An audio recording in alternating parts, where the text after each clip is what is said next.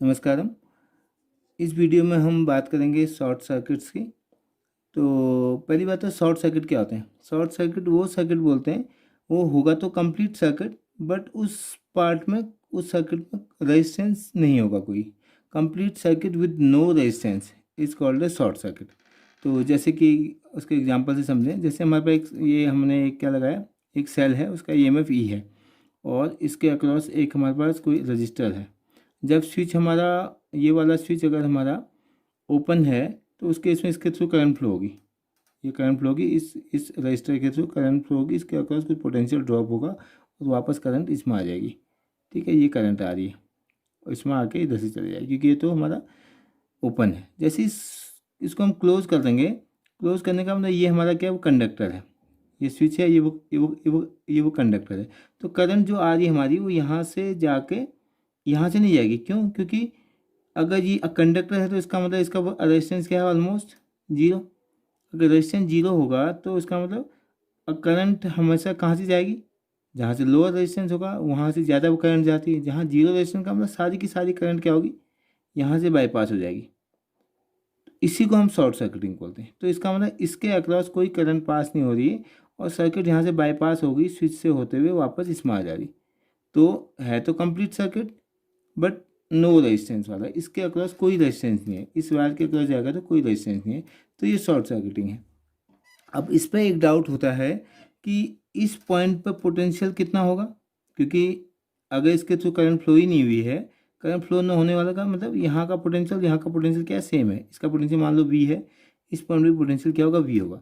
जब दोनों पॉइंट पर पोटेंशियल वी है तो कोई करंट फ्लो नहीं हो रही, यहाँ तो समझ में आ रहा है कि कोई करंट फ्लो नहीं हो रही, आई जीरो हो रहा है। लेकिन इसके रास्ते क्यों करंट फ्लो हो जा रहा है, क्योंकि हम पहले पढ़ते थे कि current always flows from higher potential to lower potential. तो यहाँ पर तो पोटेंशियल सेम है। तो वो जो बात हम बोलते थे कि current always flows from higher potential to lower potential, वो रजिस्टर्स के केस में होता है।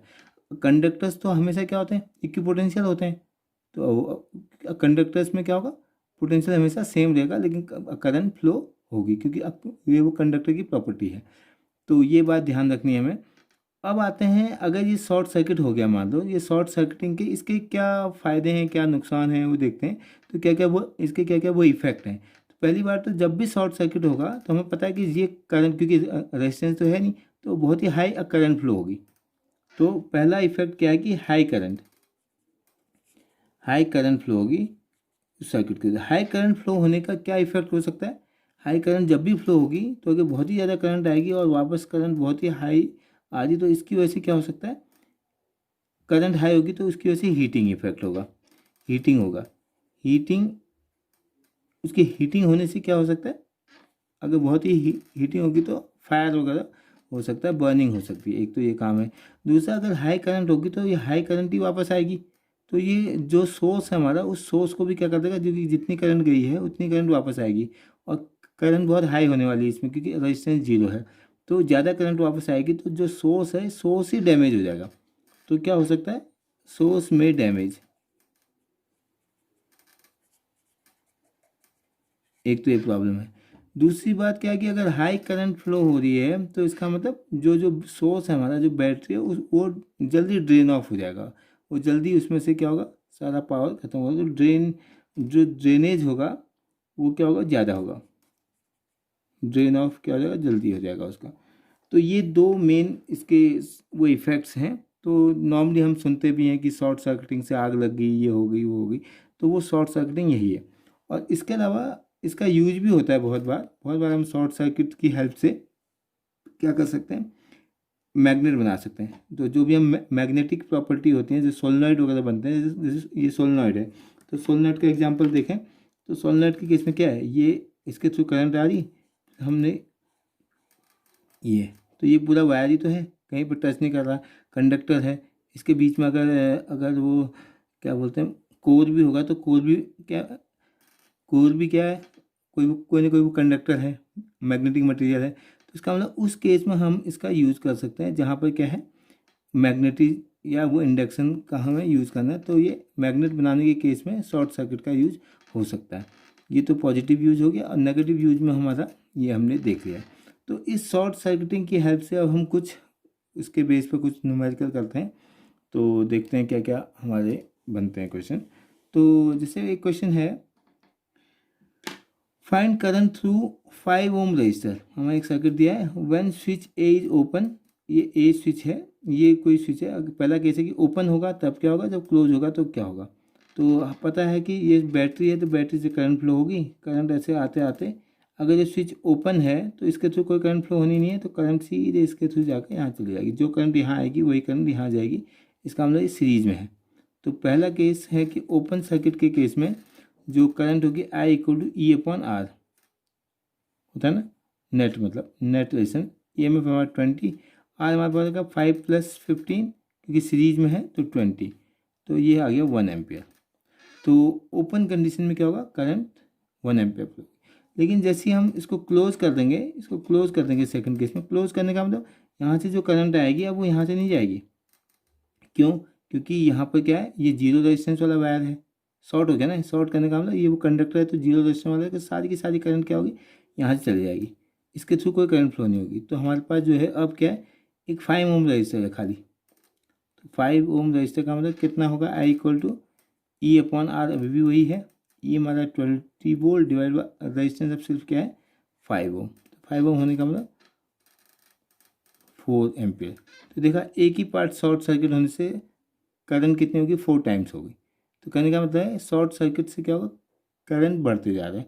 तो हमें पूछा है 5 ओम रजिस्टर के थ्रू, तो पहली कंडीशन में 5 ओम रजिस्टर के थ्रू कितनी करंट फ्लो होती है, 1 एम्पियर। सेकंड केस में कितनी हो जा रही, 4 ampere. Find current through the resistances. हर एक रेजिस्टेंस के थ्रू करंट फ्लो फाइंड करनी है हमें। एक सेल ये लगा है, एक सेल ये लगा है, तो इसका पॉजिटिव नेगेटिव ये है, इसका पॉजिटिव नेगेटिव ये है।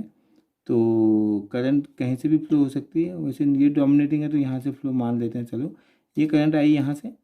अब ये एक वायर है, ये वो कंडक्टिंग वायर है, मान लो ए बी, कोई भी नाम रखें, CDEF। तो ये अगर कंडक्टिंग वायर है तो यहाँ से करंट फ्लो होगी, तो यहाँ से तो जाएगी नहीं, क्योंकि क्या है, यहाँ से R इक्वल टू क्या है, 0 है।